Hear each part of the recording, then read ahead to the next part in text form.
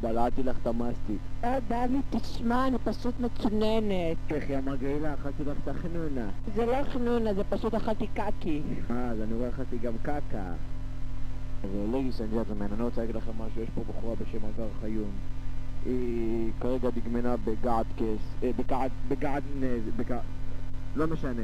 והיא בחורה מאוד אינטליגנטית, צנועה, והיא לובשת מחשופים, היא בחורה מאוד פרימיטיבית, אינטליגנטית, פתוחה, ומאוד מאוד עם חוש הומור מאוד פתוח, והרבה הומורים יש לה, והומואים, והרבה דברים, וגם כן יש עליה הרבה פוזות. היא... סליחה, היא מחק.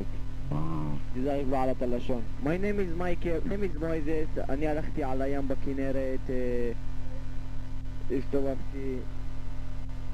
אני משה סוויסה, אני גר ברחוב המלאכה 122 על 14, מספר זהות 3188556, מספר חשבון N וגרף. וראה אין כרגע, פשוט אני יוצא עם הכלבה של השכנה כל היום, ואני כרגע דלוק על אביגיל לוי.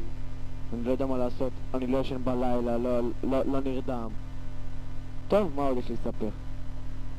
אגב, לאביטל זזותה, הם גרזותה. אני אספר לכם על תהליך הדלק.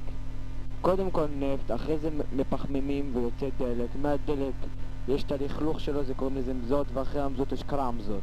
חבר'ה, אני רוצה להגיד לכם שהיום בלילה נראה לי משטרה צבאית באים לקחת את דוד. כל מי שרוצה לעשות קורס לעריקות תפנה לדוד סוויסה 551-852, ומי שרוצה לעשות קורס